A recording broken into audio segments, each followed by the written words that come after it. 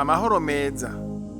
Iki ni igisomwa ca 39 muri 39 co muri ca gitabo citwa JEWE NAHISEMWO GUKURIKIRA YESU KRISTO. Muriko muratwumviriza mpemu yera abane namwe. Jewe nahisemwo gukurikira Yesu Kristo. Nitwa Gidiyoni Ndemeye. Ndi umukristo. Nahamagariwe gukora igikorwa c'ubwungere mw'ishengero rya Kristo ahariho hose. Navutse kw'igenekerezo rya gatanu ukwezi kw'icenda mu 1986. Mvukira mu muryango aho mawe yakoranira mw'idini rya Pentecote nyuma yo guhagarika kubandwa no kuva mw'idini rya Katolika. Nawe yari yaravuye mw'idini rya Anglikani yariko agerageza kwinjira mw'idini rya Pentecote. Naho vyamusavye igihe kirekire kubera yaragwije abagenzi b'abayisilamu. Ariko yatashe ari umuririmbyi mw'idini rya Pentecote. Mvukana n'abana 21 bose bava ku bagore 4. Jewe ngira uwa 19. Abana 4 muri 21 barapfuye. 2 bapfuye bakoranira mw'idini rya Isilamu. Umwe apfa yarigeze gukoranira mw'idini rya Katolika, ariko uwundi umwe yapfuye akiri akayoya. Dusigaye turi 17. Muri 17 dusigaye twagiye turahindagura amadini. N'ubu turi mu madini atandukanye. Hari abari muri Isilamu, abandi Katolika, Pentecote, Life Center Church, abaporoti, CRM, n'ababona again, hari nabo ntazi aho bakoranira. Jewe maze imyaka irenga 5 ata dini na rimwe nkoraniramo. Ariko nakuriye mu ishuri ry'abana ryo kuw'Imana mw'idini rya Pentecote. Igenekerezo rya 24 kwezi kwa gatandatu mu 1999 niho nabatizwa. Nari mfise imyaka 13.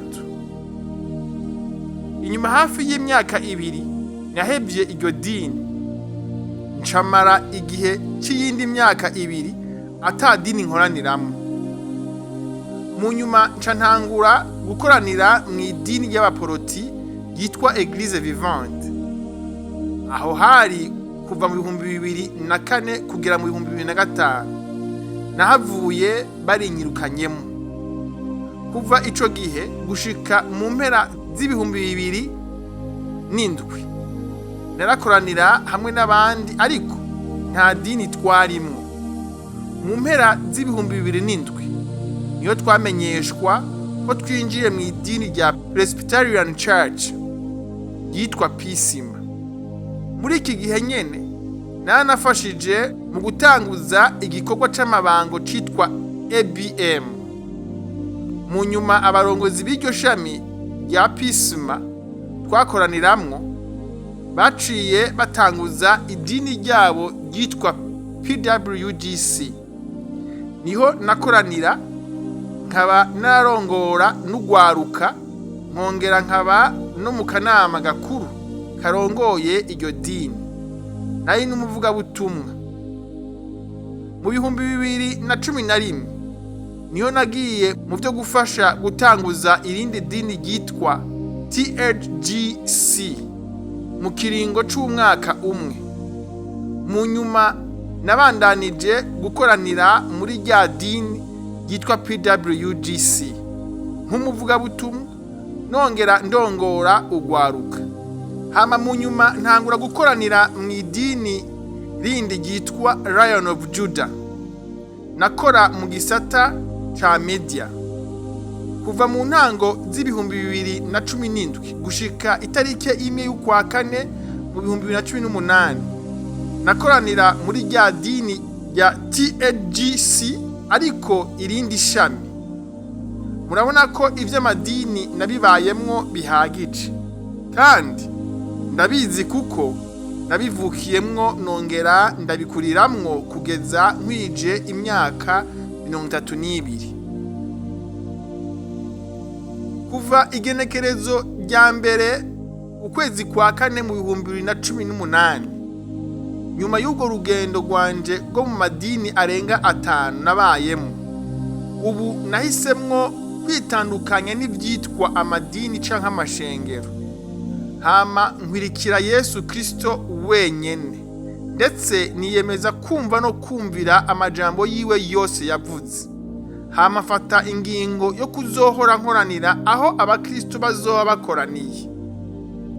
Kuva ico gihe ndi uwidegembya muri Kristo, kandi ndi umukristo ariko aja mw'ijuru, adatinya ico arico cose, naho yoba ari intambara iteye ubwoba.